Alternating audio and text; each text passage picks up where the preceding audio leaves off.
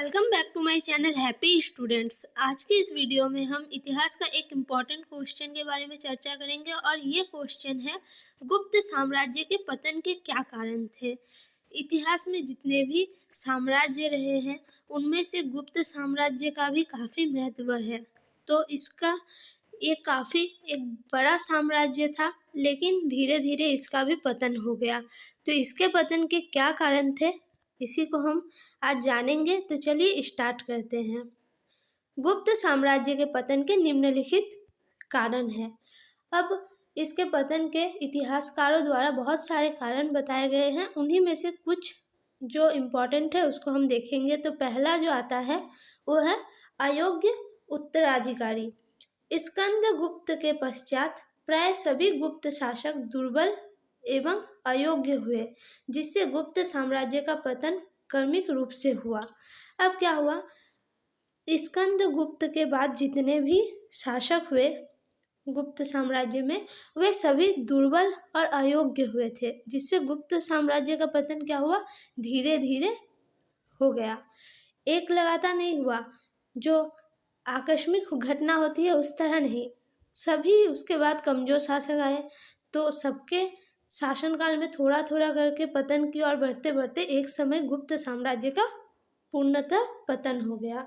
दूसरा जो पॉइंट है वो है उत्तराधिकार के नियम का अभाव। उत्तराधिकार के निश्चित नियम नहीं होने के कारण सदैव गृह युद्ध की स्थिति बनी रही, जिससे शासक की स्थिति कमजोर हुई। अब क्या हुआ, उत्तराधिकार का नियम का अभाव था, यानी इस राजा के बाद उसका कौन सा बेटा शासक बनेगा ये निश्चित नहीं था।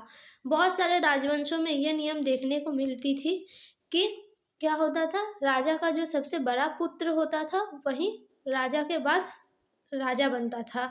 लेकिन गुप्त साम्राज्य में ऐसा कोई व्यवस्था नहीं था, कोई नियम नहीं था, जिस कारण से क्या होता था, सदैव गृह युद्ध की स्थिति बनी रही और शासक की स्थिति कमजोर हुई।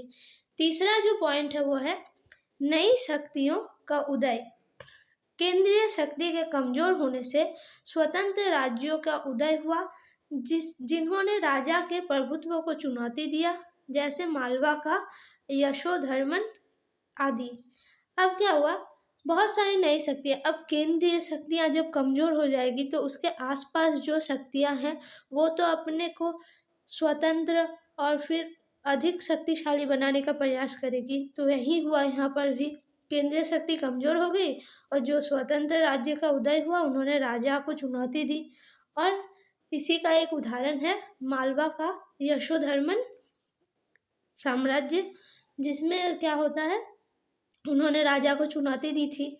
और भी बहुत सारे हैं, लेकिन यहाँ पे एक ही उदाहरण आपको दिया गया है।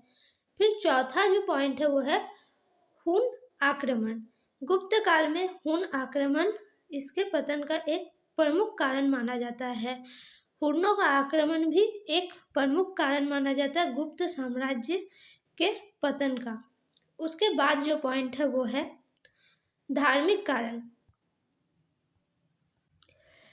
उत्तरवर्ती गुप्त साम्राज्य बौद्ध धर्म के प्रति झुके हुए थे। अब क्या हुआ, जो इसके बाद उत्तरवर्ती जो गुप्त सम्राट थे वो बौद्ध धर्म के प्रति झुके थे, जिससे उसकी सैन्य व्यवस्था दुर्बल हो गई। बौद्ध धर्म में शांति की बात की गई है, लेकिन एक राजा अगर शांति प्रिय हो गया, युद्ध नहीं लड़ा, तो वो अपना साम्राज्य धीरे धीरे खो बैठेगा।